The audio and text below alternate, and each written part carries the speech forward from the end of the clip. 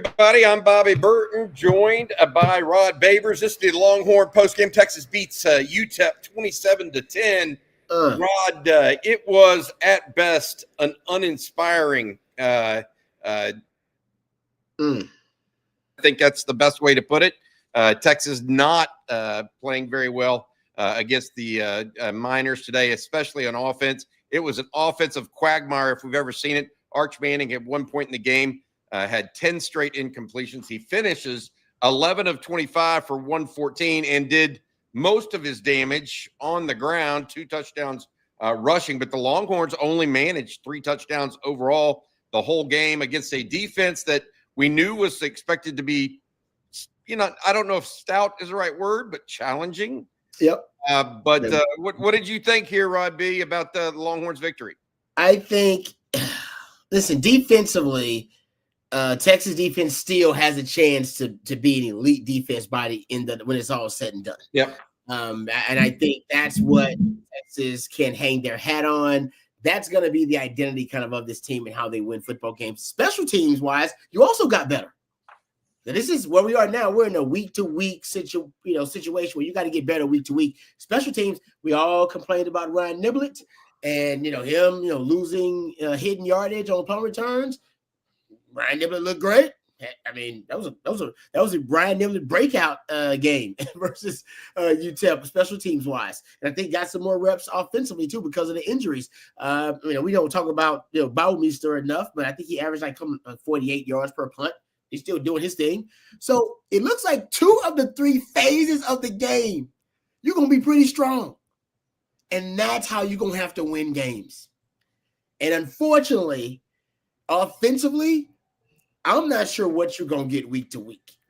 At this point, I think we kind of get back to the rudimentary goals of offense. Can you extend drives and convert third downs, which they don't do very well. They still had another bad third down performance offensively. And they have no identity offensively. That still hasn't really, materialized yet. And unfortunately, Arch, we thought if Ohio State is where he's starting, it's fine. There's no need to freak out. And that's the starting point, and we're getting better every week, which he did in the San Jose State game. We all can live with that because you can still finish where you need to be. There was regression this week, no question about it. There was regression. Yep. I agree, Rod. Complete regression across the board. It could be multiple issues there, but one of them certainly without Trey Wisner, without Cedric Baxter after the first play of the game. You mentioned other injuries. DeAndre Moore did not play, but also Kobe Black went out. Cole Hudson went out in the fourth quarter, did not return to the game. But I don't know that you could chalk that effort up to injuries. No. I felt like Arch had in that 10 incompletion streak in a row, he had 4 or 5 just really bad throws. And I'm looking at his final stat line, 11 of 25 for 114, 1 touchdown pass. He did have some good runs, but, I mean, what is Texas doing running Arch Manning in the fourth quarter of a game that's already won? That's a sign that you're looking for something to spark your offense. Yes. And frankly, Arch tried to be it on the ground more than through the air. Bobby, they figured something out. To your point, Bobby, I think it's a statement. And the statement is, like I said, getting back to rudimentary goals on offense. What does Arch do well? The best thing he does well right now consistently is probably just running the football. Yep. We actually had design runs late in the game for Arch. And I think all of our prognostications about what Arch's rushing attempt numbers were going to be, I think we all undersold that. I think we all underestimated that because now the offense, the passing game is so inept that you have to use the quarterback run game. You need it now. It ain't just a luxury anymore. I know Sark says he doesn't major in quarterback run game, and my man Jeff said on the live stream might need to change the major at least for now until you figure out something else on offense.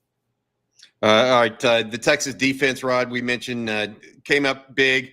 Did allow a late touchdown when the reserves were mostly in, but look, it's the 200. They gave up 259 yards total.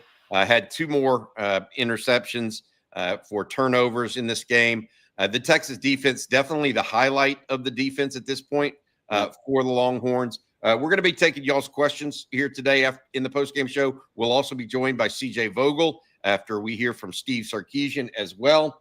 But the Longhorns win 27-10. Before we get into some other aspects of this game, and Rod, I do want to ask you about some of the bright spots, particularly number 31, James Simon. But before I do that, I want to say Flight is the next generation of light beer, and they are the sponsor of the On Texas Football postgame show with only 95 calories. It's easy. It's an easy drinking upscale light beer designed to elevate your taste buds with just 2.6 carbs per serving. Flight is an easy to drink beer with a clean, crisp taste. Try Flight from Yingling. Thanks to the fine folks at Flight and our friends out at Faust Distributing. I've got to say this. I may need one after that offensive One. Look, as we look at the stats, Matt, our producer, if you don't mind pulling up the stats, James Simon, I wanted to mention him because the Texas run game, when Baxter went down, they tried Gibson. He looked good for a minute, and then he started running into the backs of people. Christian Clark never seemed to get his things going. He had a couple nice runs. But I thought the true freshman out of Shreveport, James Simon, may have been the most effective back on the day. Even had a nice catch out of the backfield, extending his arms. What did you think of the Texas run game? That they did have 219 yards on the ground today. They did. I just think for Longhorn fans and for me watching, you want to see them find some consistency in any type of concept or any type of scheme so that they can start to develop an identity offensively. And even in the run game, I thought they did pop some different things in the run game that looked good. I loved what James Simon brought to the table late. He's twitchy for a big guy. I like that. I think he's a valuable resource and now we're dealing with the CJ Baxter thing. So aside from that, when you do have all your options available at running back, a Weiss or a Baxter, I throw in a Simon there and a Gibson. It's a lot of variety, man, a lot of different skill sets. Should bring a lot of different concepts, should be able to maximize a lot of different concepts in the running game. But the truth is, I still thought the O-line, I thought, the O-line may have underachieved a little bit in this matchup. I expected a little bit more from them. I think that's partly why you can't get your identity solidified, is because I don't know if you I think they want to run more gap power concepts, but I don't know if you necessarily have something that you can rely on, you can hang your hat on in the running game just yet either. And by the way, I'm not blaming that on Sark. You got injuries now. Yeah, you're starting running back. Trey Weiss has been out. Now CJ Baxter went out after the first play of the game. That's just been tough. That's just bad luck. But there is no doubt. To me, I think you have to involve the quarterback now in the running game, and I don't know how the Mannings feel about that. I don't know how Arch feels. I mean, Arch he was great last year as kind of your featured short yardage package. You need juice in the running game until you get Trey Weisner back, and maybe Trey Weisner's enough juice back in the running game. But you're going to have CJ Baxter out, and you're going to have injuries to running backs you got to deal with. Arch is going to be running a ton. So now all those advised quarterback, handoffs in the zone read, now they're like, hey, Arch, if that defensive end crashes down, you got to take it. We need them yards. And I think that's where we are for the offense, guys. I hate to say it. I just think, honestly, we're at the point now where Texas needs to get back to kind of the most rudimentary goals offensively. To hell with all the sophisticated nuances and intricacies of the offense. We're just like, can we extend drives and can they convert third downs? Can you convert third downs and move the football? Because right now you're struggling to even do that offensively. They're having a real problem on first down too. Yes. Anytime a team loads up the box on first down and causes a 1 yard gain, Sark then throws the ball. It's either it's incomplete, or maybe Arch goes for too much, and then you get third and long. I mean, it is straightforward as you can possibly get. Some of what we're seeing right now. But again, what did the Longhorns went? I don't have this right off the top of my head, but the Longhorns, I believe, went 6 for 16 or 5 for 16 on third downs, Rod. They are in really poor territory right now. 5-16. You're right. 5-16. 5-16. And they are really in poor shape overall through 3 games. something has to pick up. The run game either has to start and be more consistent early, or look, there may need to be a shakeup on the offensive line some which way. I mean, maybe the Connor Stroh experiment is not working. We just don't know. I mean, maybe I don't know what to tell you, but the run game is not consistent. The passing game with Arch, every time it's one step forward, one step back. And that's not what you can have, and that's not what you want to see with a quarterback. But that's what we saw today in this game. Absolutely. I do want to mention, I had some other pieces. You mentioned Ryan Niblett's long return. Special teams also had some issues. Warren Roberson had a couple of different fouls, one a personal foul, one a block in the back on a punt return. He was then replaced, by the way, in the next punt by Derek Williams. That's something I noticed that I wanted to call out pretty quick as well. All right, Rod, we look at this game and we're talking about it. I want to get to some comments from folks before we start getting to Steve Sarkeesian and his comments. This one from William Niche. Another ugly game. Does Sark thinks he's going to run Arch or turn Arch into Bam Bam Ellinger? Is Arch currently the worst quarterback in the SEC?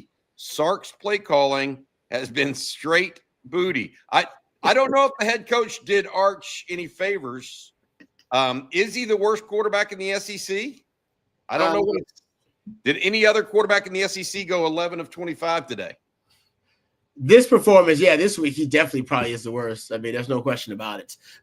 My concern is straight booty. My concern is that when we were watching Sark with Quinn, we knew exactly. I know he got Bobby to say that, so we need Matthew to clip that. Yeah. He said straight booty, and we just need a clip of that, Matthew, if you don't mind. But that he knew how to settle Quinn down, or get Quinn in the rhythm. And if he couldn't, there were times, and you knew this, Bobby, there were games where he would just abandon Quinn in the passing game and say, basically, I don't trust you, and we don't need you to win this game. Just hand it off. We saw it like that Baylor game. There was like the Iowa State game where too many things are going wrong in the passing game, right? Said, DKR quote, is that when you throw the football, 3 things can happen and 2 of them are bad, that kind of thing. And in this game, I thought we saw some of that, Bobby. Yeah.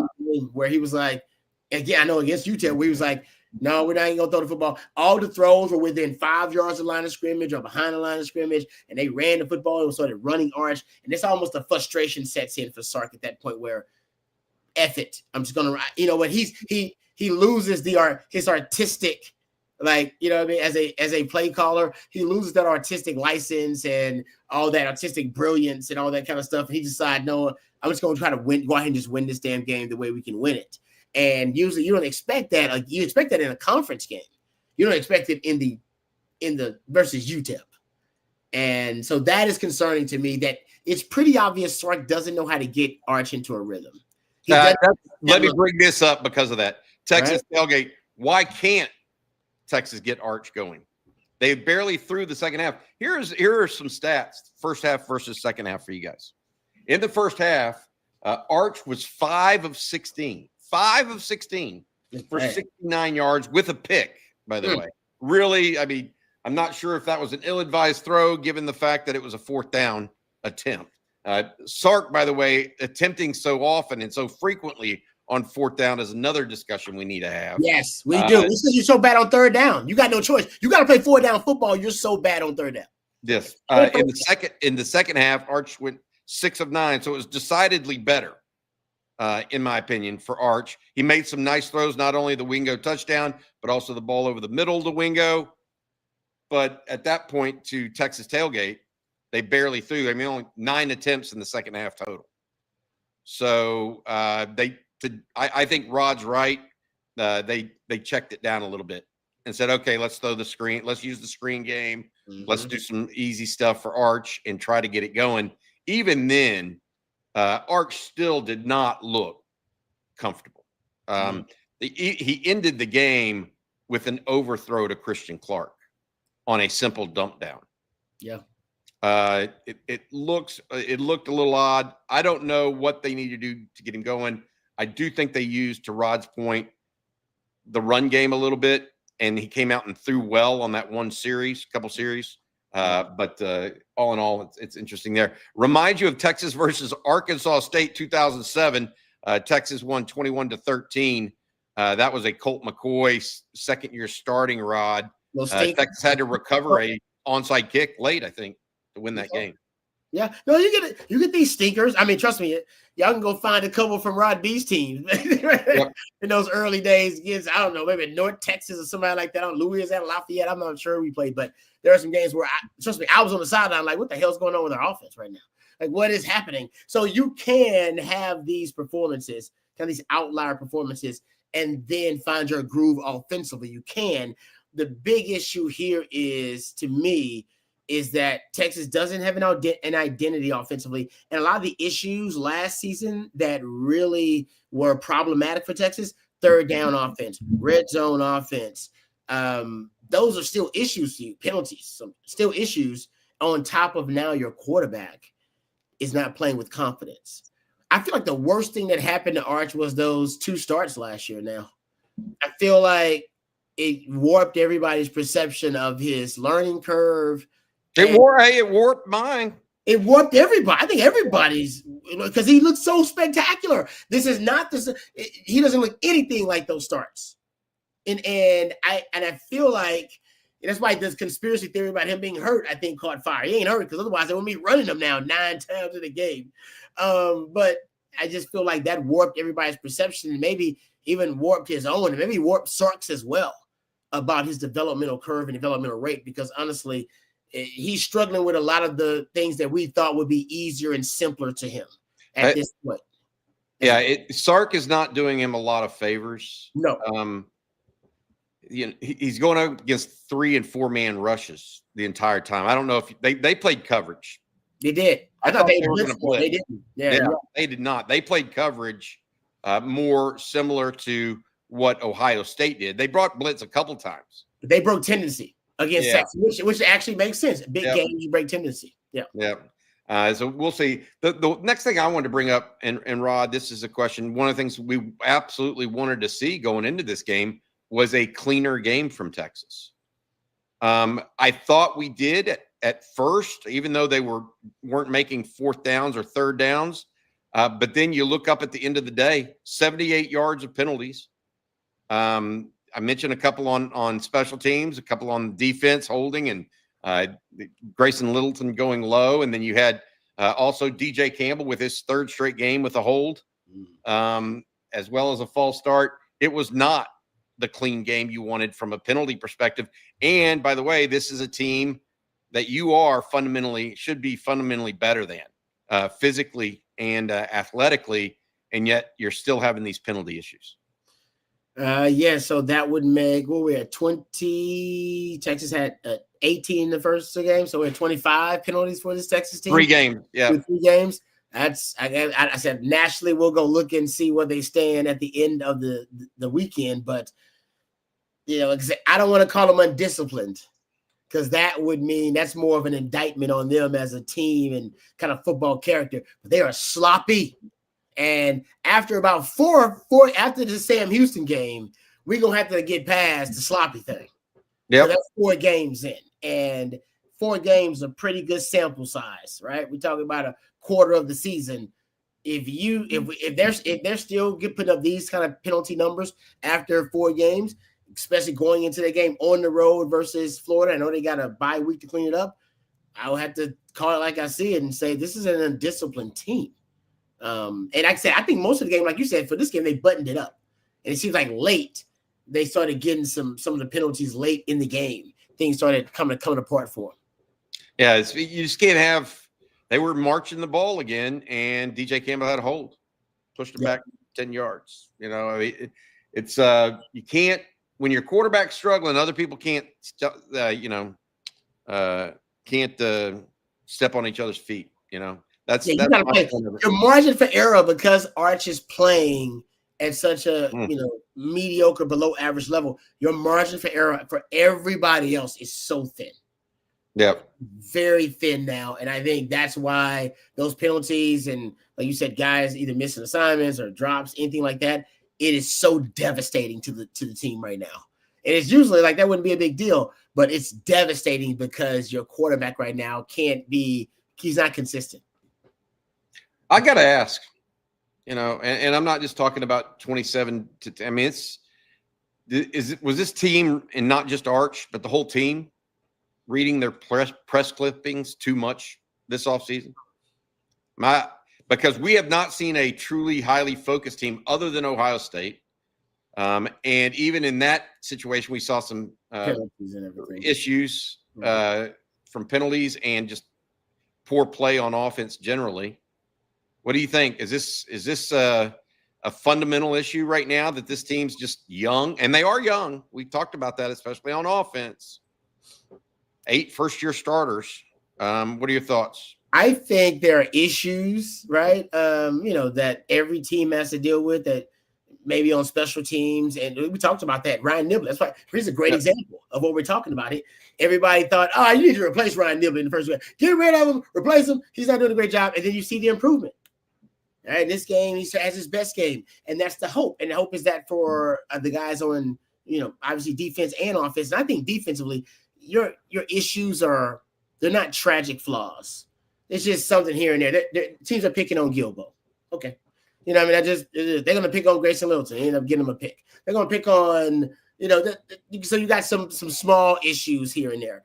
Offensively, you have Shakespearean flaws. You have tragic flaws, like things that I don't know if you can overcome those. I don't know if you can get better week to week and overcome some of the issues right now we're looking at that are so glaring offensively. Defensively, like I said, defensively and special teams, I still think you have a chance to be one of the best, if not the best in the SEC in those departments. Offensively, that's where now all the struggles are. And I think for me, I'm not ready to sound the alarm and hit the panic button yet. I have the panic button here. I'm not going to hit it. It is here. It's right here. I'm not going to show it to y'all, but I do have a panic button. It is here. I'm not going to hit it. I will not hit the panic button until I see these issues versus Florida. And then I think I am ready to hit the panic button right now, but I have brought it out. I took it. I dusted it off because I haven't had the panic button around a while because Sark's done such a good job. Now I put the panic button away because I didn't need it for a couple of years. Now I will admit there is an issue with Texas that at least now I have the panic button ready to go. I know some of y'all already hit it. Move, I'll hit it for you. No, I'm not going to hit it just yet. Like I said, we could be dealing with outlier because, like I said, Archie got better last week. And so I'm hoping regression here. Sam Houston, boom, balls out. Sam Houston's pass defense is horrible. If your pass defense, they are now. Wait till they play Texas. Yeah, exactly. If your pass offense doesn't get on track versus Sam Houston, and I'll give you some of the numbers later because I know we're not previewing that, then I will press that pan. I will pound that panic button for you, T-Live. I will pound it for you. But right now I'm not going to hit the panic button because 2 of the 3 phases for you still have a chance to be some of the best in the country for Texas. And you can win games like that. Are you going to win 10 games like that? Probably not. Let's be honest. Let's be real. Let's stop being polite and start getting real. Are you going to win 10 games looking like this? Hell no. That's just reality. Can you get better week to week? And then, yes, that can happen. But right now, the way you look, this is not a 10-win team. You want to reserve judgment because this is a quarterback's first time through, right? Exactly. Seeing different things that people are throwing at him, so you want to give some leeway and some grace to people who are seeing things for the first time. At the same time, you can't let your eyes. You have to say what you see with your eyes. And right now, what you see is an offense that without Trey Wisner and Cedric Baxter, neither Christian Clark nor Jarrett Gibson looked like a quote unquote answer. They didn't scare anybody out there. James Simon looked a little bit better. Okay. At receiver, you had a wide receiver in Ryan Wingo that just hadn't got undone. I mean, hadn't done anything all year. Maybe that's because of the quarterback. We know that. Maybe it's because he's getting double covered. You had Parker Livingstone. Well, Arch missed him by about 10 yards. And he should have layered it into the instead of trying to go deep with it, he should have put it across the field so Parker Livingston could run under it. it was a bad throw from a quarterback that is a pretty good deep ball thrower in the first half. So that fourth down. Yeah, the fourth down throw was wide open. It would have been huge. But we look at this and we'll see if he learns from it. But it didn't seem. Boy, how many more games is he going to have to learn from it? Is a fair question. And so we'll see and go from there. But look, I'm with Rod. The defense, you can ride that defense. I think the special teams look good overall. So I'm okay with that. Move on, 27-10. But boy, there were some. I like the term Shakespearean flaws that Rod used in that soliloquy you gave. All right, KD35, I'm the best. Can we really press hard on Sark at his presser Monday? Because this is ridiculous. Nothing on offense is changing. Is there some truth to that? I mean, he added the QB run game a little bit in the second half, but yes, he did. Did anything really change? And I mean, they only scored 13 points in the second half. They would have scored more in the first half if they would have kicked field goals. I think Sark is struggling. I talked about him not really knowing how to get Arch into a groove and into a rhythm. I guess part of it. I think Sark might have miscalculated what the identity of the offense was going to be too. I think he thought it was going to be, Arch is going to ball out. It's going to be all about Arch. And now with Arch struggling and him struggling to get Arch into a rhythm, into a groove, Sark's got I think he's got to answer some questions about, how do you as a play caller now adjust to what the reality is, right? I had a coach tell me football, like life, is a constant struggle deciding between what you want it to be and what you actually need to be to survive. We all had a dream about what we want to be, but then we got to pay bills and we got to live and we got to do this. And then, what do you need to be in order to survive? And what's the Texas offense need to be now? We know what they want it to be. That ain't happening. At least not right now. Maybe later on. Right now. So now you as a play caller and as a offensive mind, how do you adjust the offense? How do you figure out what Arch does well and be able to get him into a groove and into a rhythm? Because until you do that, it doesn't matter what offensive schemes you come up with.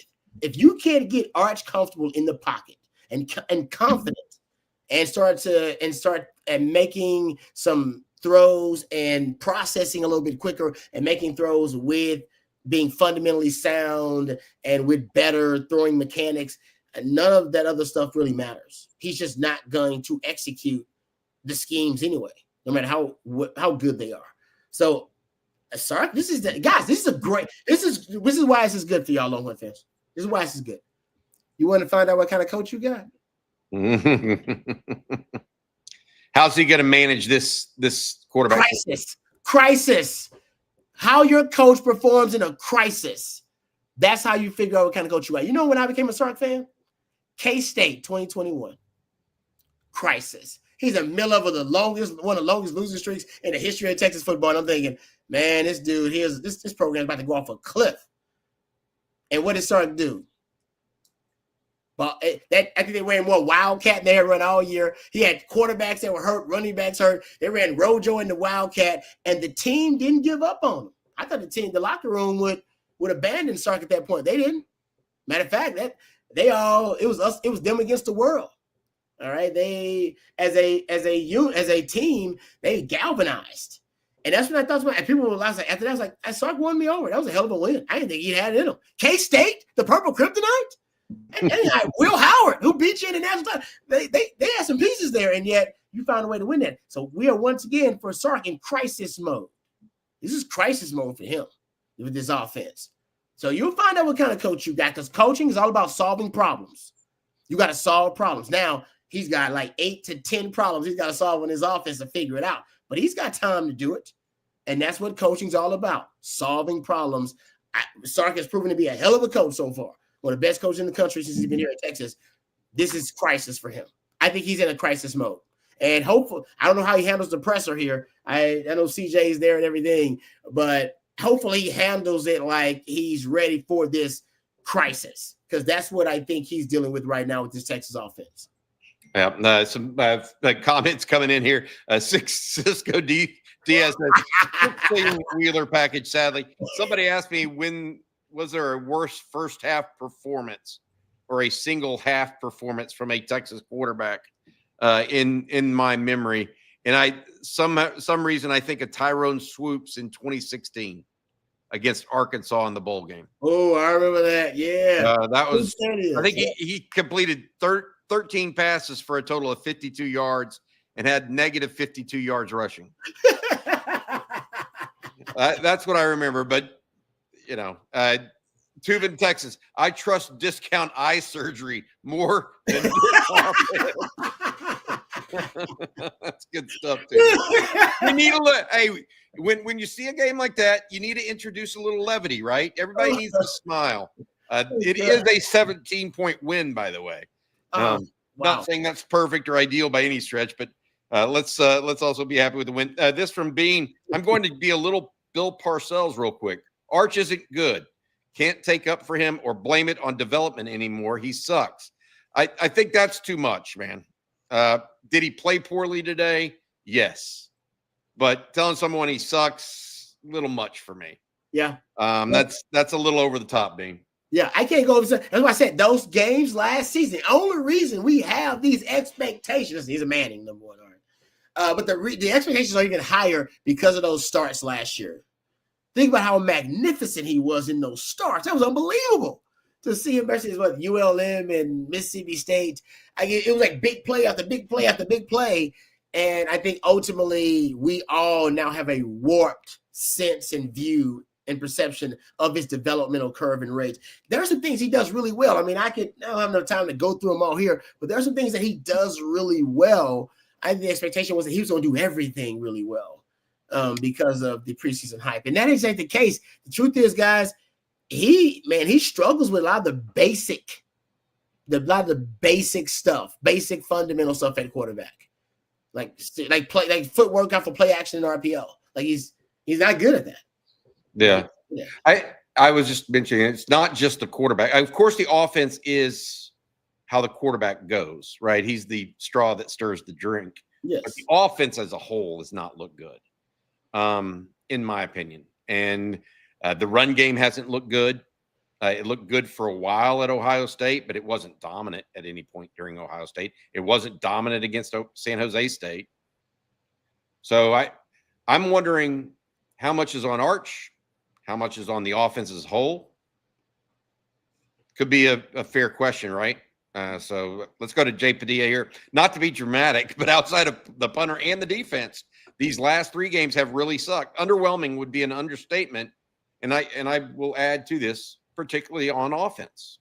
Was giving up 14 points to Ohio State in the shoe a disappointment by the defense? No. Only scoring 7 by the offense was.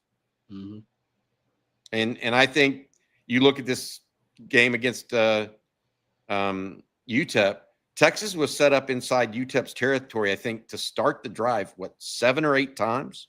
That's bad. And only scored 27 points. That's crazy. So, I mean, I think this is a little one-sided here. Edgar Padilla also saying this has got to discourage the D immensely. Sark is losing his offensive street cred fast. The O-line has terrible technique and push.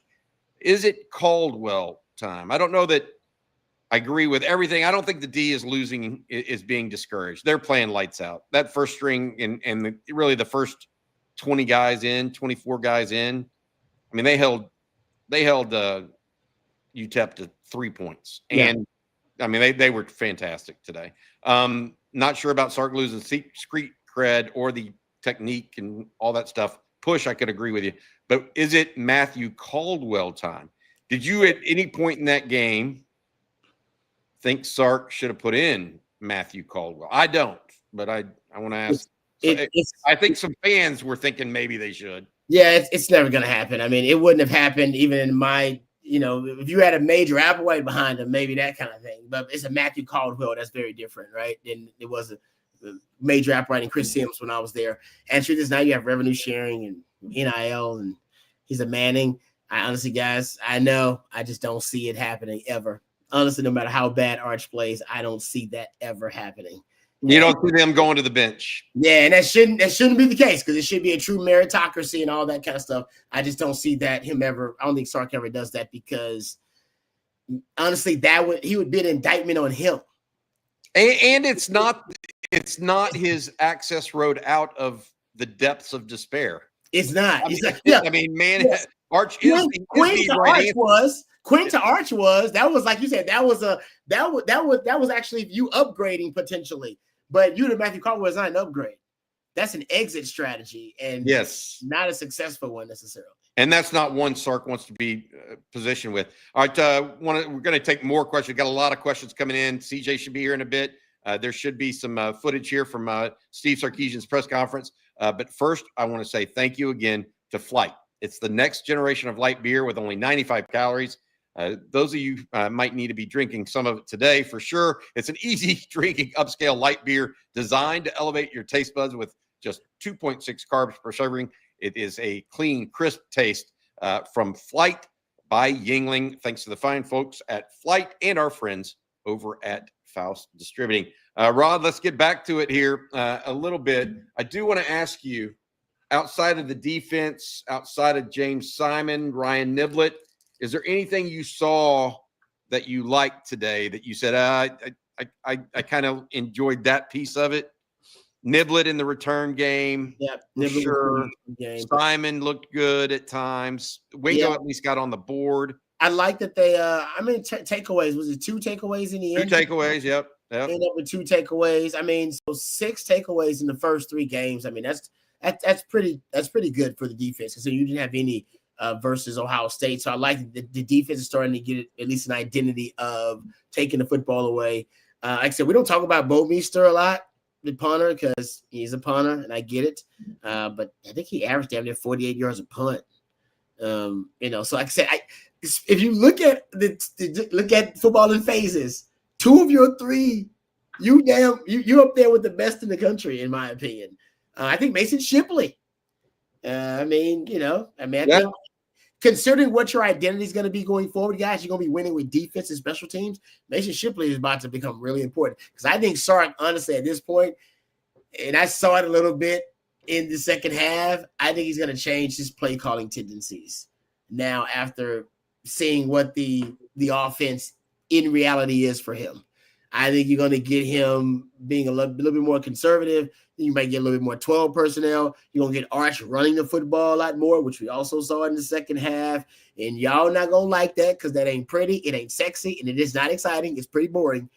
But for Texas, this may be the best way for you to win games in the SEC, is to slow them down to a crawl, and you play ball control and keep away and protect your defense and win the hidden yardage on special teams. And I know y'all don't want to hear that because you got a Manning and allegedly are paying a lot of money for all the great players you got on offense. But in the end, you got to win games. That's why I think Sark is just running Manning now. I got to count the design runs in the second half, but I got to tell you, you don't just run Arch Manning. I know some of y'all got the injury thing going. You don't just run Arch Manning in the second half versus UTEP if he's injured, number one. And you definitely ain't doing it if you believe, oh, no, there are other alternatives for us to move the football. No. He ran him in the fourth quarter, not just the second half. Because he knows I don't really have a lot of options to move, to literally basically just move the football these days, guys. So offensively, all the expectations you had, this is the best way for you to enjoy the football season. Remove them, disregard them, throw them out, eliminate them that you have for the offense. Defense and special teams, keep your expectations there, you're fine. Offensively, be happy with a first down. I know y'all don't want to hear that. I know y'all don't want to hear that. But I'm saying at this point, be happy with a first down. Because that, guys, they can't even get first downs on third down. And on first, you even said it, Bobby, they're struggling on first down to get positive first down plays. And that is putting them behind them. On 2 to 3 downs. That's why are they playing 4-down football now, guys? Because they need it. They need 4 downs to pick up a first down. Be happy with the first down on offense. Defensively and special teams, I think you still got a way to be elite. I'm not going to talk about what that means for the overall team, but that's where we are right now offensively. Now, Sark needs to answer for that because he's the offensive guru and he's the offensive play caller and it's his offense and he's the head coach. So, yes, he needs to answer for that. But I'm just telling you what I see. Let's go here, John. I ride with John W. As of today, not based on potential, but performance, we have a weak O-line and maybe the worst QB situation on our SEC schedule. You got to think, look, I don't necessarily disagree with the QB situation because even Mississippi State right now looks like it's got its quarterback situation in tow. Arkansas with Taylon Green, DJ Lagway. We'll see if he makes it through tonight, but also Diego Pavia. Gunnar Stockton had a comeback win today against Tennessee in overtime. Yeah. You may be right, John. Do we have a weak OL, though? Let me ask you that, because we focused a lot on Arch here, but it's a team sport as much as any. What do you think about the offensive line right now? I think they have flashes where I think they look really good. They're just inconsistent, which, by the way, we all expected. I want to say most of even Bobby and prognosticators said you can expect that early on from the O-line because they're young, inexperienced, and they don't have a lot of time to reps together. So you get, lack of continuity, lack of chemistry, lack of communication. So it's going to take a while for them to gel. But you didn't expect the quarterback to also be struggling. I think that's what's happening here. You expect your quarterback to be able to, keep the offense efficient, keep it moving, big plays, and while the offensive line gets their continuity and while they get some chemistry and rhythm together. But now you got both things happening at the same time. Quarterback dealing with lots of growing pains and the O-line dealing with inconsistency, and that is just throwing your offense all out of whack. To me, that's what's going on. And when does Arch finally feel comfortable and confident in the pocket? I don't know. I don't know if anybody can guess when that happens. When does the O-line finally find their groove as a group? Well, now you got injuries, you're moving things around, trying to find the best five to put on the field. So we don't know when that's going to happen either. That's why I said the offense, they have so many issues. They have Shakespearean tragic flaws potentially that they got to deal with that could drag them down all season long. That's something we got to talk about and that we're not going to solve tonight. But every other phase of the game, guys, it's just they're getting better week to week. They're just tweaking stuff, getting better week to week. And that is, I think, the positive that we got to focus on. Offensively, we can sit here and just talk trash on the offense all day. It is bad. It's bad. There's no sugarcoating that. Period. It is. Texas has one of the, in my opinion, considering the talent they have, it's one of the worst offenses got to be in the Power Four, considering the talent level, because they got a lot of talent. They got teams would kill for that. Vanderbilt would kill for this talent around Diego Pavia, right? Or Arkansas with a Taylon Green, and Mississippi State with a Blake Shapen, and yet Texas can't really figure things out and can't execute at a high level. I will say this, not at running back right now. Not when C.J. Baxter and Trey Wisner are both out. That's an issue. Juan Garza says the bye week can't get here soon enough. Charlie B says it's a QB problem. There's some people nodding their heads in agreement there, Charlie. Milwie's credibility needs to be questioned. His mechanics are terrible. Talking about Arch hesitating on every throw and Sark doing him no favors with play calling.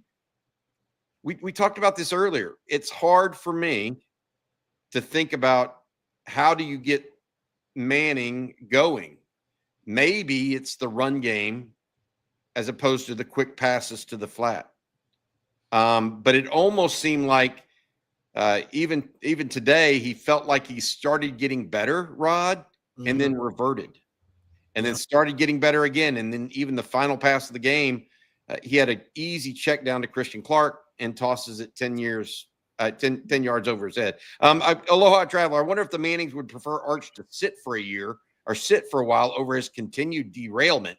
I don't envy Sark right now because the pressure is only going to go up from here. Boo's coming, national attention. There will be national attention on Steve Sarkeesian and Arch Manning as well. Hookup from Arkansas, this offense is worse than I thought. I think it's worse than anybody could think. Lock and Horns asking again, should we change QBs? Playoffs unimaginable at this trajectory, unacceptable with the talent level. Worried about leadership from a subpar player. I'd be careful about the leadership from a subpar player, but if you told me that Texas is going to remain in the top 10, much less in the playoffs right now, I would question Texas being ranked a top 10 team following today. Would you? I agree with that. Like I said, I got no problem with it because I think now I've adjusted my expectation for the Texas team based on what I'm seeing from the offense. And like I said, remember all the talk about Arch Manning declaring for the draft after this year and leaving it one. You remember all that stuff? And it's like, out the window. It's over there. That's what I'm saying. Like we're looking at a project quarterback for the next 2 to 3 years, kind of the way way it's looking, which is fine. Like that's kind of what Quinn Ewers was when he came in. I just think ultimately it's going to be a great test for Sark. It is a great test for Sark. It really is, because we know the way this offense is looking now. If they end up making a playoff with this kind of offense being this as a starting point, it was an amazing coaching job, extraordinary coaching job by him. All right. So I think that's kind of why I can't wait to see what Sark does with it. Lee Kessler asked, we need to address the elephant in the room. When do we decide Arch isn't cutting it in the passing room? Well, we've been talking about, Lee. Look, we got to figure this out, and I want to talk about what Sark said in the post game here in a little bit. He did say it was a hamstring for Cedric Baxter, folks. So just so you have that information, hamstring for Baxter. He was on the sidelines during the game, guys, and so we'll see what that means. But we need him to get healthy for SEC play, because right now they're going to be interesting. Charlie B says Texas is in big trouble. Who saw this coming? Some truth to that, Charlie. No one saw this coming, in my opinion. I suspected it would take some time for the offense to get on track. 3 games in, I thought this week was going to be where we saw them take it. I wrote it this morning. I thought they were going to let it loose a little, and there was nothing loose about what we saw today. It just wasn't tight. There was no crisp and cleanness to it. There were missed throws. There were multiple runs for 0 or 1 yards. Marco says Arch's gringo swoops. Somebody already said that Parker Livingston was gringo lightning, so come on now. Charlie B says has no touch on his throws. That certainly looked like it was an issue at times. No QB on planet Earth should have been more ready. Some truth there. Charlie B says, great point, Bobby. Also, what do you think? Is it time for Sark to give that up? Because his red zone play calling again. I mean, how many times did it take him to get in the end zone the first go round, the first score? Yeah. No movement on the interior until Arch decided to keep it on his own read. Basically, they couldn't move it a yard against UTEP. Yeah, I mean, red zone, we know that's systemic, right? That's an issue. The third down is more concerning to me because you've now gotten worse in your third down. You were never good. It was a problematic area, but now you've gotten so much worse. And I don't even want to see where Texas is going to be ranked in third down offense, actually, after this weekend's action. Sark is now proven that he struggles in play calling in critical moments. Short yardage, red zone, and third down. And that's, like I said, it's stupefying to me because I can see the offensive brilliance. I mean, it's obvious in terms of play design and, some of the opening scripts and some of the stuff. But I'll admit, there's no doubt. I'm with you guys. And I see some people saying you don't see as much of the imaginative cheat codes and hacks as you saw Sark in previous years this season. I think you do. I just don't think he is compounding them in the manner in which he did. Like, you still get pre-snap motion, but you don't get the misdirection as much with the pre-snap motion. I don't get the multi-motion with that. I don't get too many targets to motion. So, like I said, I don't know if Sark has decided we need to beat teams more straight up. I remember him saying we were too cute in some previous seasons. So maybe Sark has decided that, you know what? fewer hacks and cheat codes and all that stuff now. We need to line up and be able to beat people, because when we get to the playoffs, that's what happens, right? We get beat by Ohio State straight up and that kind of thing. Georgia straight up. Man, I don't know. Analytically, I got to go examine it and see if it actually tracks. But I will admit it is a valid concern that I feel like schematically something's missing too. Like you're not getting as much schematic advantage from Sark as you got previously with Quinn. And maybe it's because he thought Arch don't need that. Arch gonna just, be Arch, and that's how we're gonna change the offense. But right now, I don't like the evolution of the offense. I don't like the transmogrification from the Quinn offense to the Arch offense. It's just young quarterback. Yeah.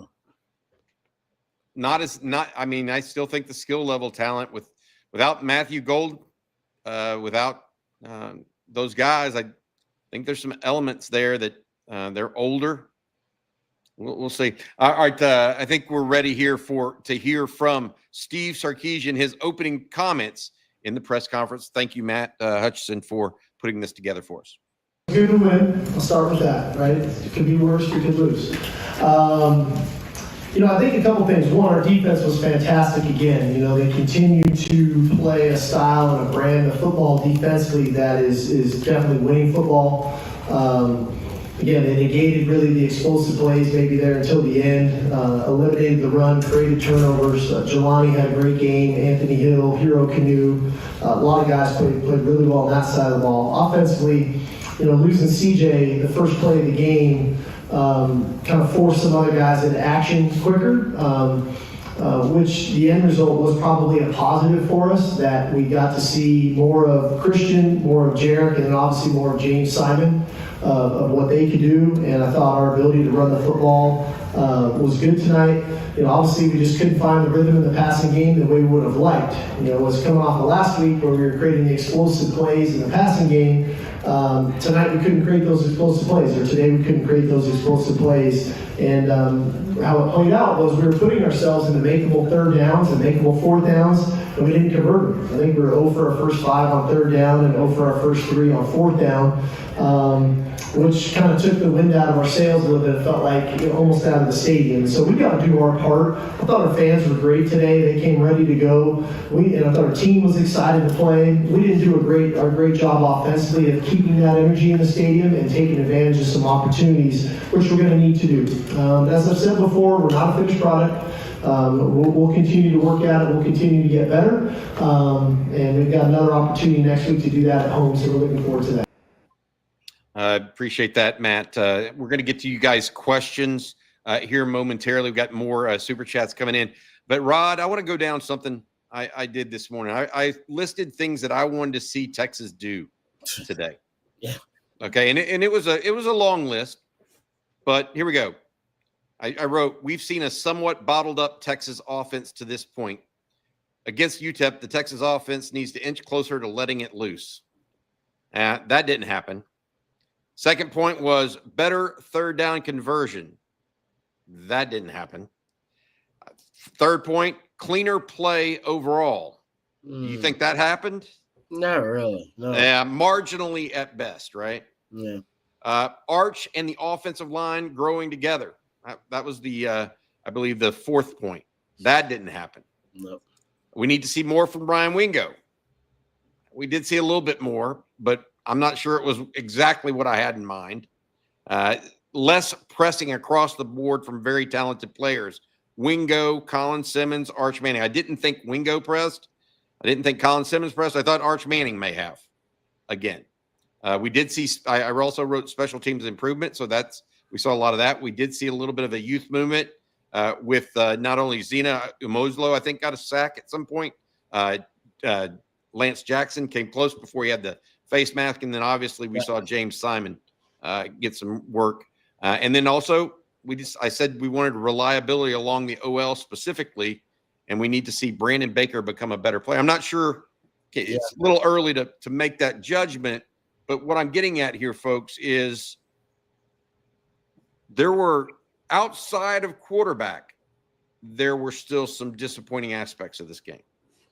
And I think that is why as a Texas fan, a lot of people are like, where's the light at the end of the tunnel? Because even though the defense was good, Rod, and you said it, even though the special teams was good, where's the light at the end of the tunnel?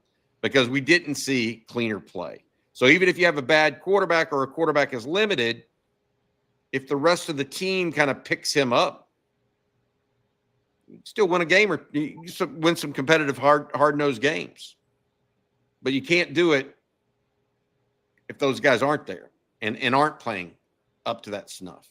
So I think it's interesting. All right, let's go here. This one to Bevo 2420. I'm all about grace and giving it, but Arch is playing bad for someone with his talent, support system, coaches, and experience in the program. Other QBs are playing better across the country with less experience. How much is that? You think some of that's on Sark and the complexity of his offense for a young quarterback? I mean, Sark is supposed to have one of the more quarterback-friendly offenses in college football. A lot of amplifiers, right? A lot of play action pass, a lot of RPOs. I just think on naturally for Arch, he's not necessarily really good at RPOs and play action pass. And some of the Pro Football Focus numbers reflect that. And that's mostly because of footwork and fundamentals coming out of those kind of sleight of hand, deception-based, passing concepts. I thought he's better in straight drop back situations. I got to go back and check this game, how he was in straight drop back situations. I do think there are ways to help him, but you're right. Other QBs are playing better with less talent. There's no doubt about it. I mean, I'm on you. I'm with you. I mean, Texas right now is underachieving in a lot of ways, and most of it's based on Arch. And I think Sark has been a little surprised, at least based on the play calling. He seems surprised by how bad Arch is playing. He does. Yeah. Seems a little startled by, because I think if he was ready for it, he'd have ways to help him, right? To help him kind of ease into the offense and get into a rhythm. It seems like sometimes Sark's like, oh, I didn't expect him to be this bad. All right, let me get back to it. Even this game, right? That's why he didn't run. He didn't pass in the second half, and he ran in the second half. And so many short, high percentage throws. I think the offense is about to change drastically. I don't know if you see it versus Sam Houston, but that offense y'all see versus Florida, I think y'all going to be surprised and shocked at how conservative it is. Because I don't think he's going to take a lot of chances with Arch, because I don't know if he trusts Arch. It's about trust, and Arch has not earned that trust. He has not earned my trust. I'm still thinking about the Arch from last season. Every time William Nish says that. What happened to Arch that played against last season? Threw beautiful passes, had touch, accuracy, confidence. That's the Arch I see. That's all all of us. State didn't mix it up as much as he's seeing in these first three games. Maybe people are planning for Arch Manning more a little bit. There's no doubt that's the case. But even the fundamentals, right? The mechanics, everything is off. The processing, the anticipation seems off. He just seems like a different quarterback altogether. And I almost wish I never saw those games. I hate that I watched those games and I went through and tracked them and everything. Because honestly, that was a fugazi. That was a fugazi. That was a wazi, that woozy. That was a fake, kind of a false impression of Arch. We have not seen that Arch so far this year in 3 games. We have not seen anything close to it. Gotcha. All right, this one, next one from Cisco Diaz. CJ should throw his hat in the presser. He may well have done that. Arch is not a freshman. He is 2 years in the program. Sucks may not be the right term, but not very good is fair. I agree with that. Yep. He did not play very good today, period. I'm not going to take up for a quarterback that went 11 of 25. So I want to make sure that everybody understands that. Like, I'm not an apologist for anybody. I think he played poorly. The first half was particularly abysmal, 5 of 16. Just not what we need to see from Arch or any Texas quarterback for that matter. God gifts. Offense has a lot of soul searching to do in the coming weeks. There's no doubt about that. We talked about that. Jack Norman, why not make a move at QB? Are we really stuck to a name? Sark was fine sitting Quinn to make a point. We did Quinn wrong. I miss him. I don't know that Texas fans did Quinn wrong. I really don't. I mean, I think some fans did, but not, there's always going to be some, I think 80% of the fan base didn't. I'll put it that way. To Jack's point, I think there was we didn't appreciate Quinn enough. Yes. When he was here, and for how he made the sometimes it's the operation of the offense, just a simple operation of the offense to make sure it's smooth and everything's efficient. He was great at that. Like the offense, he had some bad games, of course, and some terrible things, but the offense didn't look this inept. The passing game never looked this inept with Quinn. Why? Because you could always go back to, well, Quinn's great in the quick game. We're gonna break the quick game out, RPO out on him, and we got some of those staple plays that Quinn loves. He's gonna put those balls on the money every time, and we know it. You don't have those with Arch. What's the money play with Arch? We all thought it was the rollout. Right, he's going the layered flood concept. Nope, skip that on the first play versus Ohio State. What's Arch's money play, guys? What's the play? Roll right. Roll right. He missed it versus Ohio State, first play. Yeah. Right. So what's the play? Yeah, with Quinn, you got like 3 of those. You're like, oh, I know Quinn will hit this every time.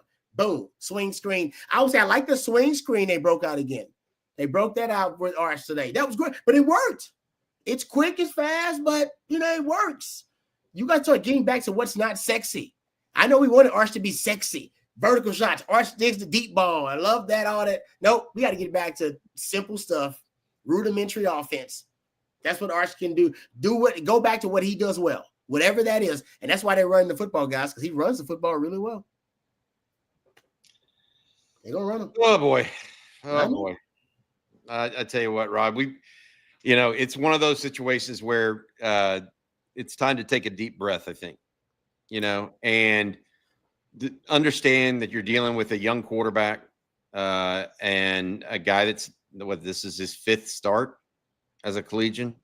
It is. And I think you also have to deal with a group of defensive coordinators that maybe know what Arch can and can't do a little bit. And they came out to try to make their mark against him, but not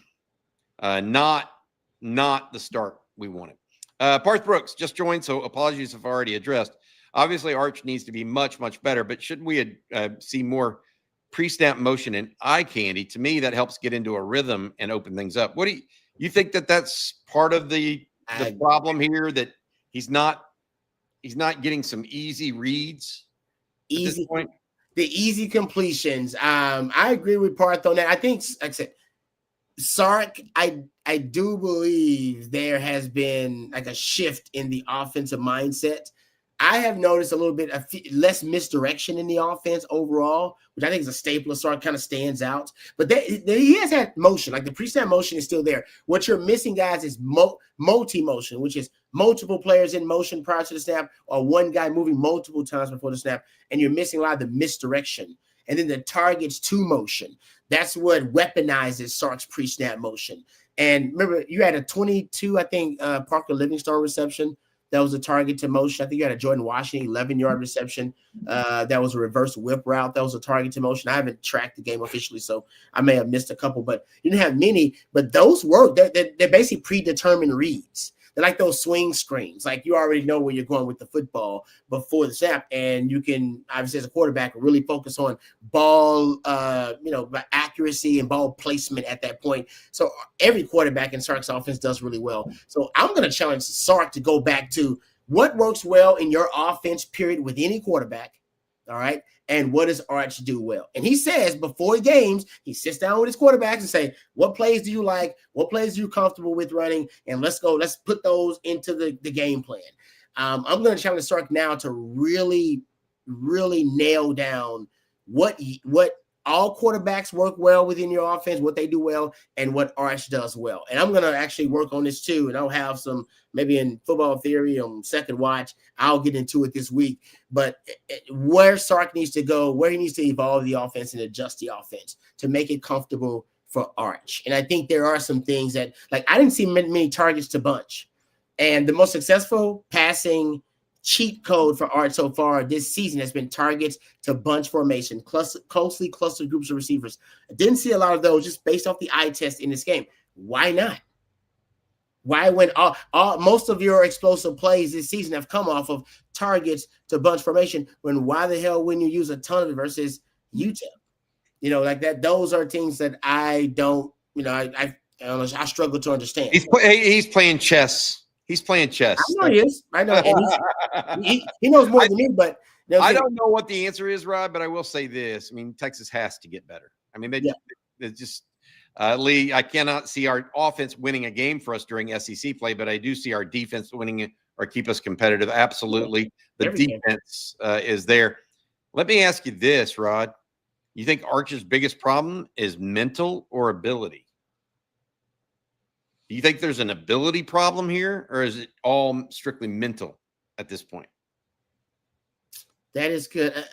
It depends, right? Mental, are we talking about intrinsically, talking about confidence? Are we talking about, like, because I think he's bad. I think processing maybe a little bit. His anticipation is bad. Like, think about that was it the fourth down where he threw the pick, I believe. Or Parker Livingstone's open on the out route. Yeah. Yeah. Why did he hold the ball? Like, what? He was wide open. And you let that thing rip, you get the first down, you're all good. Yeah. It's like he hesitates, or at least doesn't believe what he sees, or doesn't anticipate sometimes. He waits for the guy to come wide open. And it's like, man, even in college, you're not going to get that a lot of times against high-level opponents. I think his anticipation is subpar. And I think ability-wise, he's got all the ability. I think anticipation-wise, he struggles. And, yeah, I do think processing-wise, especially when he's dealing with RPOs and play-action pass concepts, when he's got to basically turn his eyes away from the defense or have to reset from a play-action RPO, I think he struggles with that too. I think that's for him, that's tough, especially with defenses giving a lot of pre-snap disguise. So I guess I'm going with mental, but I think that's part of his ability, right? Is that him anticipating the accuracy on crossing routes. He's bad throwing crossing routes. Like, just can't. He's just bad. Like, I don't know. Like Sark's whole basically most of the passing game is overs, unders, and crossing routes. Those rainbow crossers are deep, and that's anticipation. I think that's going to clear open. You got to throw that guy open. And he's not great at throwing crossing routes, deep or shallow, and he's not great with anticipation. And like I said, honestly, guys, that's like 40 to 50% of Sark's passing game. So, all right. Well, there's your answer, Chris.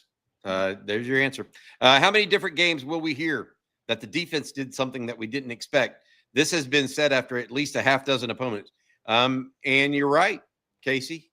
That's why, we went through a whole year of seeing 3 high safety looks.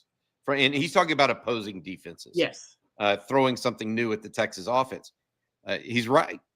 It's not an excuse. It's not a valid excuse other than this quarterback hasn't seen that in live reps. That's the only valid point in there. I do think, Juan, that Sark is being a little vanilla with his play calling. Rod just talked about how Sark did not go even to a bunch today. So that's something that can be seen as that. I watched Trey Owens play right here in 6A ball in Houston. I was right in the stands. No one can make me believe Arch is better than him. Okay. We'll see about that. Joshua P. Sark is an elite play designer, but maybe not an elite caller. He has not been an elite play caller so far this year, particularly on 3rd and 4th downs.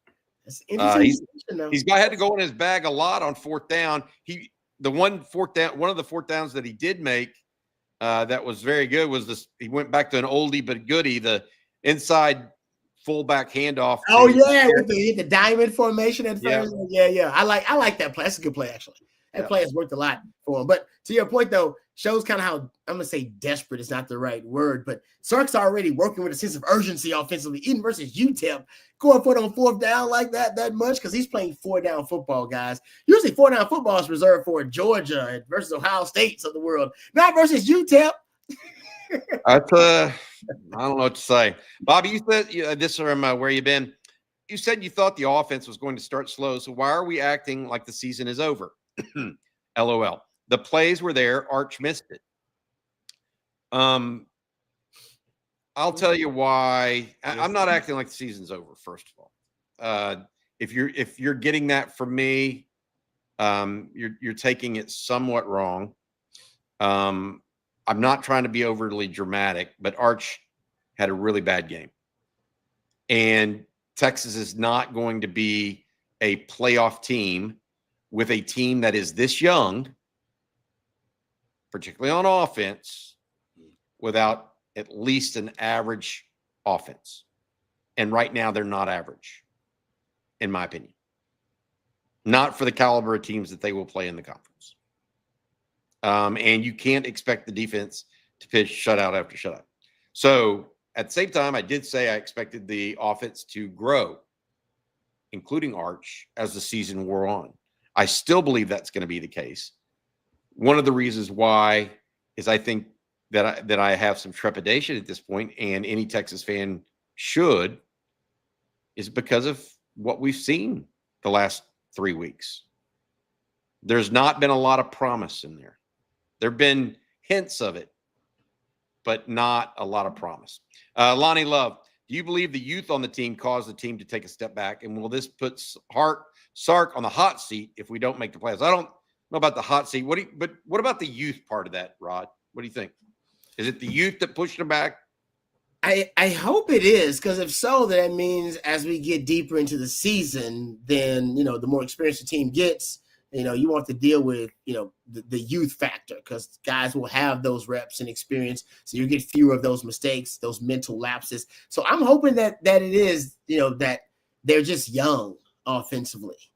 And that would be great. On the O-line, Arch. Like I said, Arch isn't technically young. I mean, he has been here in the system for 2 years. He isn't a young guy, but in terms of actually starting games and being the QB1, he is young in that respect. But yeah, I hope it's youth. I hope it's youth, because that would be great, because that won't be an excuse the entire season. If we're talking about some other tragic flaws, like I said, Texas never fixed red zone offense last year. Right? There's some things they don't fix. You don't fix in the season. You just can't. You ain't got enough time to fix it. Right? You can get better, but you can never solve the problem because you just don't have the time. I'm hoping that these issues are about youth, because if they are a little more, kind of deeply embedded into the fabric of the team, we may be talking about something you just can't solve. You can get better at it, but you just can't solve it this season. You got plenty of time, by the way, to solve all these problems, even the ones on offense. But the ones on offense look like that's more of a Herculean task than the other ones. This one from Gamer's Life. Keeping Arch is hurting offensive development. Waiting on Arch is hurting 10 others. Name is not worth drowning a team. Pull if same after first quarter next game. Man, I think that's overreactive. And that doesn't mean he doesn't need to be on alert. But putting ultimatums like 1 quarter in there, just, you're 2-1. He started 3 games. Let's see how he performs over time. Nobody wants you to do that. Nobody really. I just don't think that's a smart move.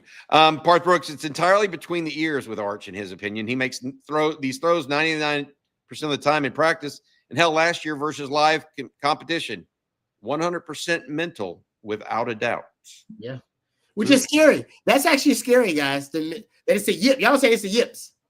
And it's like, the yips? A Manning with the yips? Okay, then he has all the resources around him to figure that out. And he can go to his uncles. He can go to his grandfather. He can, obviously, Texas coaches. Texas has sports psychologists. They do.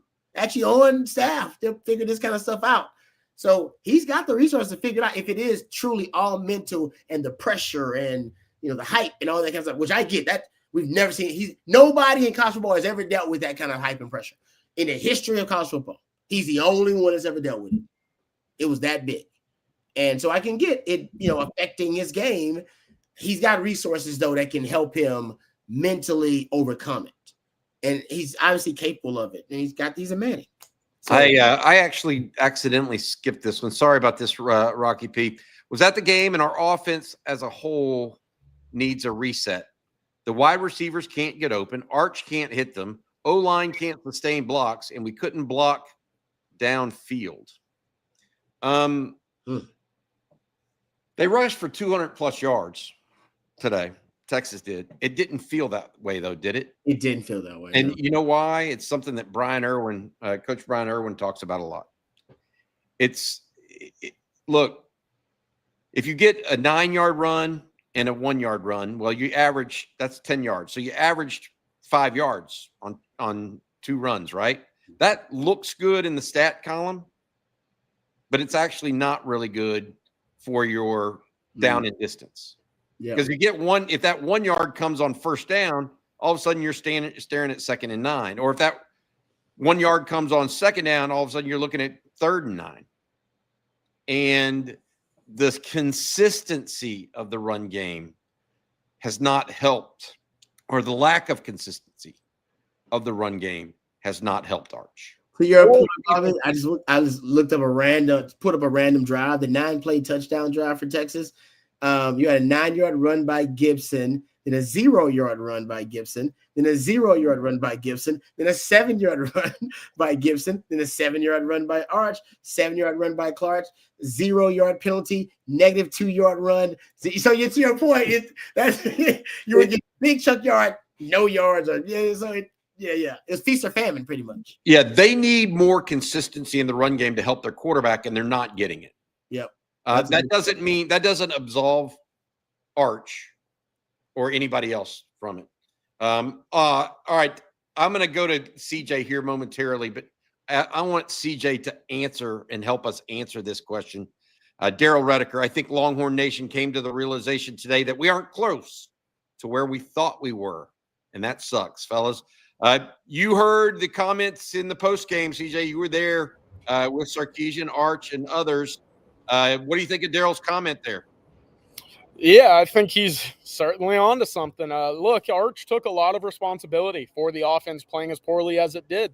And look, he said, for me, I got to be better to start games. I got to be better when we're in the middle of the second quarter and we haven't had a first down in a while. I got to be better getting the ball to playmakers. And for Sarkeesian, again, he kind of mentioned that the game plan felt like it was in a solid a solid place entering the game. The injury to CJ Baxter took away the idea to pound and ground and use him very often, and the adaptation didn't come really at all, in my opinion. So it was bad altogether. Again, Arch looks himself in the mirror and he says, I've got to be better. I think everybody in that offensive room has to be better, especially up front in the running game. It was also an interesting comment as well. Sark said maybe he thought that the Texas offensive line blocked well up front.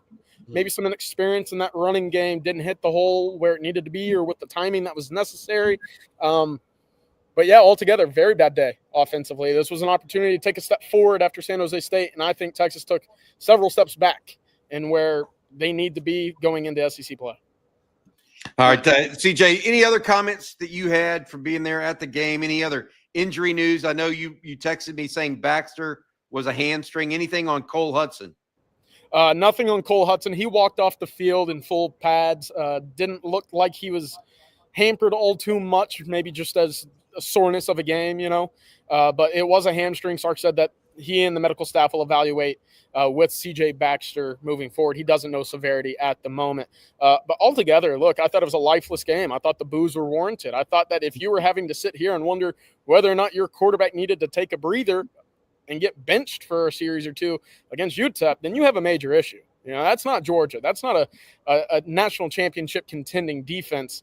That's UTEP. Now, they were a scrappy bunch, don't get me wrong, but Texas should have no issue moving the football and putting points on the board. That's where Texas football is offensively right now, and that's not a good place to be 2 weeks out from SEC play. Hey, go ahead, Rod. Sorry. Were you surprised to see Sark running Arch late in the game like that? Because I think the QB run game might be one of the only things you do well offensively consistently, and you might see a lot more of it than we initially thought.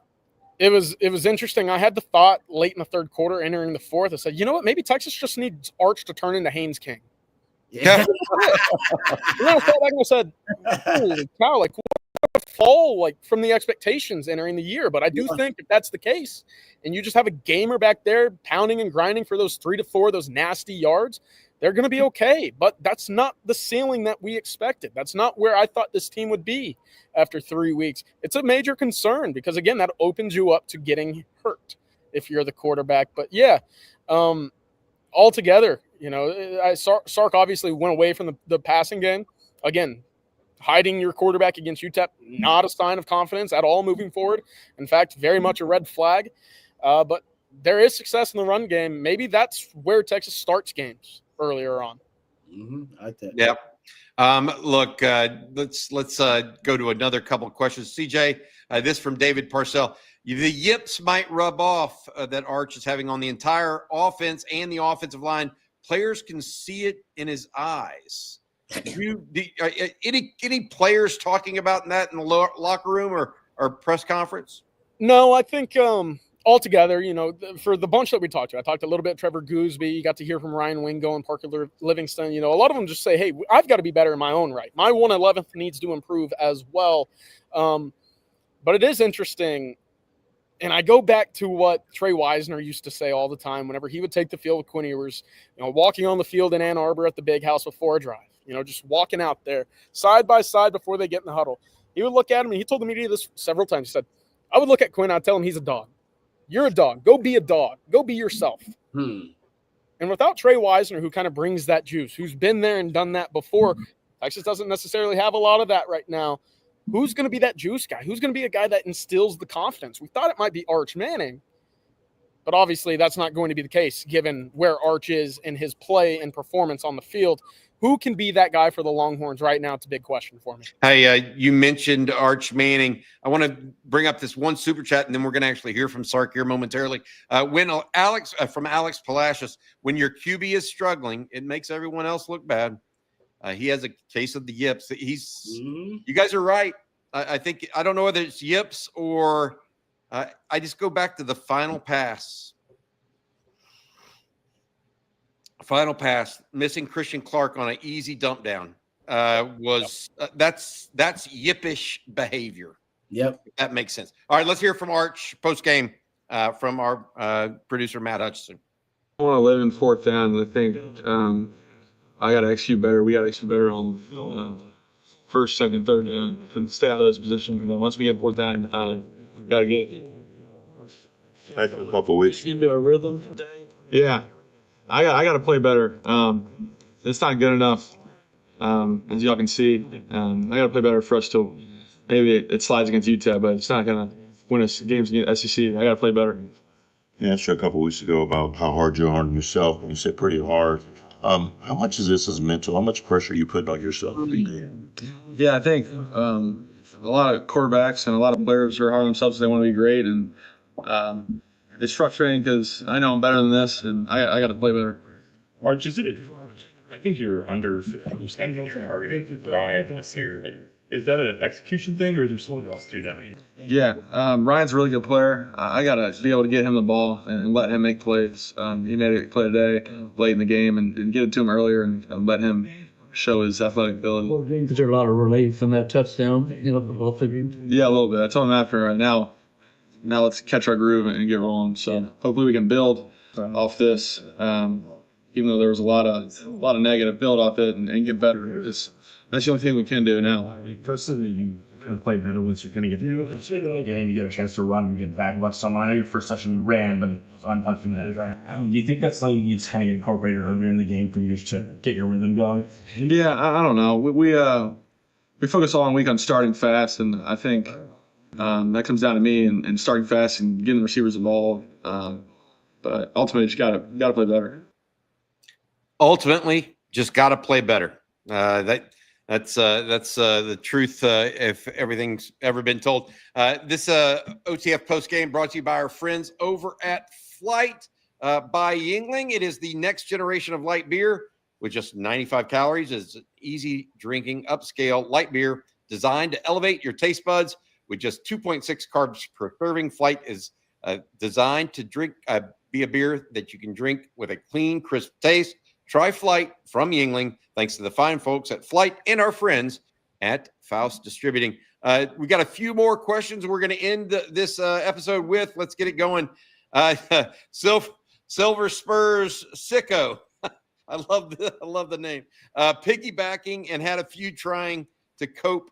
Has Sark succeeded off of Herman's players? Well, Quinn Ewers was his player. Matthew Golden was his player. You know what I mean? I think that's a little much. Yeah. Are we listening to yourself? We listening to yourselves? Waiting on Arch to grow. This is from Gray Man. We're literally waiting ton on the Manning to make 10-yard passes without skipping the ball through 3 games. It's time to bench him. I deal, like I said, that you may, in terms of meritocracy, we can argue about whether he needs to earn his spot week to week. I just think with all the other factors considered, revenue sharing, NIL, he's Manning, I just don't think you're going to get it. I wish it wasn't politics at play and other factors like that at play when you're talking about making decisions at quarterback. But I lived through the Sims Applewhite years, and I'm telling you, yes, there are other factors at play than just, this guy is playing, the best right now at the quarterback position. So that's something that Sark have to consider. I don't think he's going to bench Arch Manning. He didn't bench Quinn until the Georgia game, until he absolutely had to. And that's because he had a Manning behind Quinn, which to a lot of people implied, oh man, you're going to, potentially upgrade at quarterback for some folks. You don't have that with a Matthew Caldwell or a Trey Owens. Not saying they won't play the position as good or better than he's playing right now, because he's not playing really well. But the national perception is, Sark is actually getting better at quarterback. He's upgrading. You go to Matthew Caldwell, that's to me seen as a panic plan for Sark. And then that, to me, that kind of decision will get a seat hot, in my opinion. Like, because they'll think that Sark doesn't know what he's doing or doesn't have a solution to the problem. Sark's got to figure it out with Arch. I know y'all don't like that. He's got to figure it out with Arch. Your ceiling for Matthew Caldwell playing is a much lower ceiling in terms of your team. Like, Arch's ceiling is higher. We know that. That's why he had all the hype coming in. Your ceiling with Arch is you could win the SEC. You ain't going to win. You ain't got a shot at winning the SEC with Matthew Caldwell. You ain't got a shot at it, and it's not going to happen. He didn't even have that kind of ceiling or upside. With at least Arch, I know he ain't playing like it right now, but there is the upside. Y'all know what he's capable of. The mystery is what the hell's going on in his head right now. And why does he look nothing like the Arch we saw who was close to reaching that upside last season? Like, what's going on in his head? Because it's clear that's part of it. So if you can figure that out, you can cash in on the lottery ticket that is Arch Manning. But if not, then you potentially are going to deal with the most blowback any coach has dealt with about quarterback development in some time. Because Arch, everybody's going to assume Sark screwed this up. Right? Yeah, absolutely. Terrence says, Bobby and Rod, it looked to me like Sark kept the offense too plain again. Somebody else earlier mentioned the term vanilla for a weaker opponent.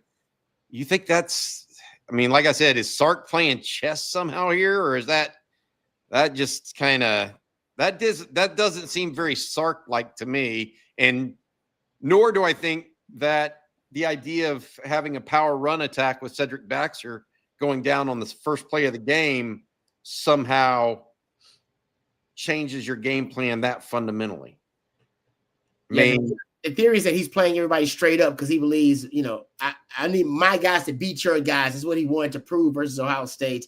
And maybe now that's still the way he wants to go. And you're going to see all the tricks and the cheat codes and all of the amplifiers when they start SEC play. I don't know if I believe in that theory. Because you need your quarterbacks to be able to execute your staples in your passing game. They're not executing the staples really well now in the passing game either. So for them all of a sudden to unveil that on the road in Gainesville versus Florida and then showcase, their aerial attack, I don't know if I see that happening. I think something's going on with Sark and what he anticipated the offense, the identity of the offense was going to be. I think he miscalculated.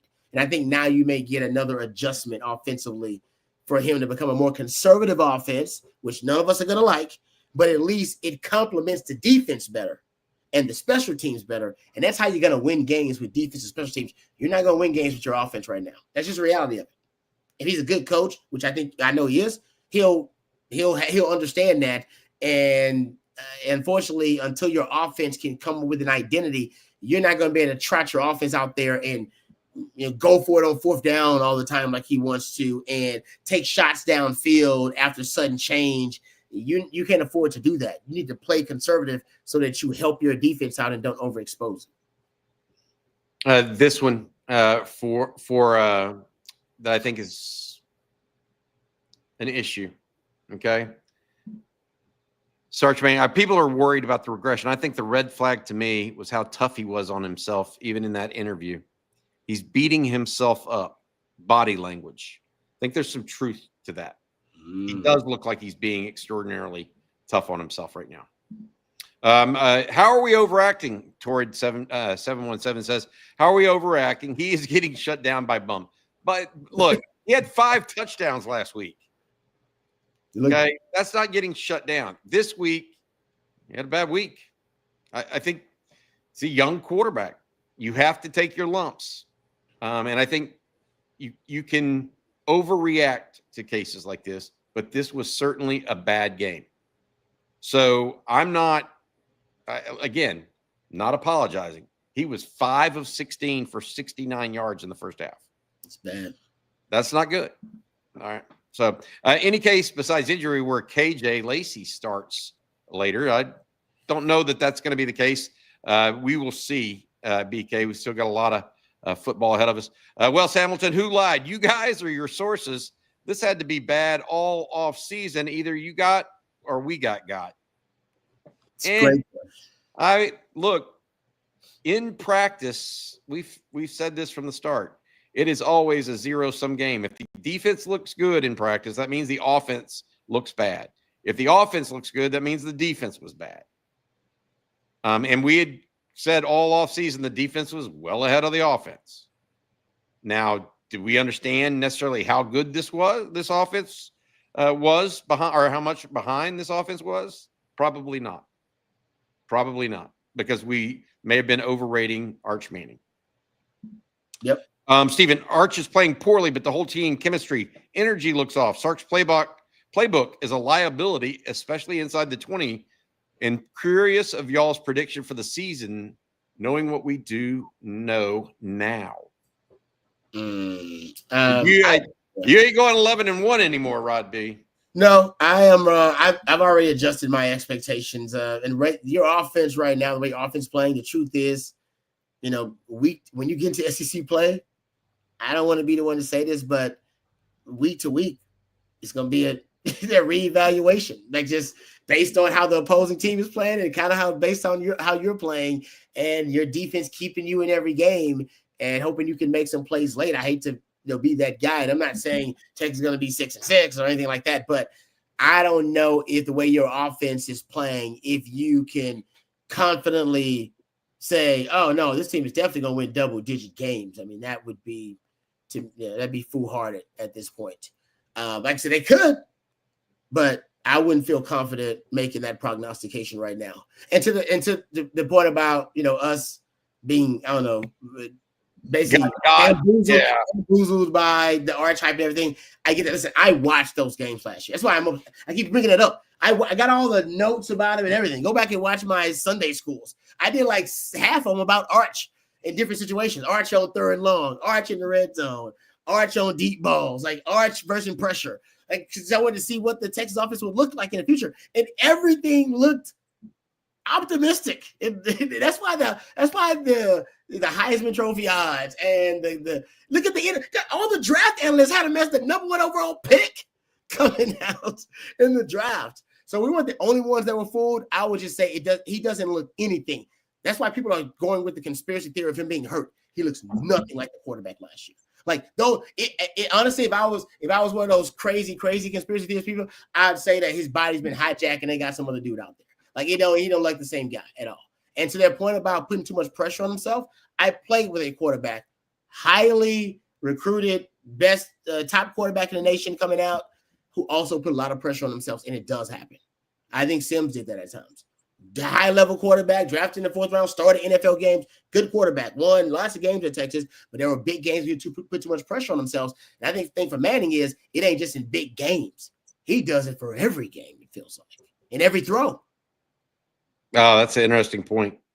Every throw. After a 3-game team sample, Orlando Rivera says this team seems more poised to miss the playoffs. Landon Rodriguez, I started listening to Dave Matthews again.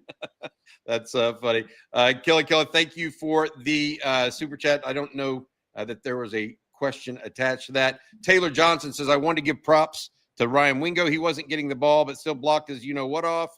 In the meantime, he did, and then Sark tried to reward him and ultimately did, I think, a little bit. So hopefully that is a positive as we get going. And the last question I want to get to before we say goodnight here a little bit is from Daryl Rediker, and that is this. For anyone asking if Sark is on the hot seat, because we did get that question, if they don't make the playoffs, let me ask, who in the world would you suggest we go get that is better? Come on, guys. Look, Sark's not on the hot seat. He's just went to the college football playoffs semifinals 2 years in a row. Yeah, he's fine. He could go 7-5 with this team. He's not on the hot seat. You got to remember whence Texas came just a year ago, or just 3 short years ago. Okay. So I do not think that would be the case, and I know that would be a lot. But John McKay says less commercials, more completions. That's a good one. I think everybody would say it. Eric Andrew says fair or not, but just way too much pressure on the young man. Hopefully he will overcome it. All right. That's going to do it for this post-game show. Once again, brought to you by our friends over at Flight by Yingling and the good folks at Faust Distributing. This has been an interesting day, to say the least. Expectations not met as the Longhorns beat UTEP 27-10. Offense just did not get it done the way that I think a lot of people expected it to, including maybe the head coach, Steve Sarkeesian, and his quarterback, Arch Manning. All right. We'll have rapid reactions in the morning. Enjoy the A&M Notre Dame game. That looks like it's going to be a barn burner. It's just the first half. And there's already a lot of points on the board. Florida and LSU were tied up the last time I looked. So we'll have that and more in the morning, talking about rapid reactions about this game, in particular with Jerry Hamilton and myself. For Rod Babers and our producer, Matt Hutchinson, thank you also to CJ Vogel, who checked in with us. This has been On Texas Football. Hook 'em.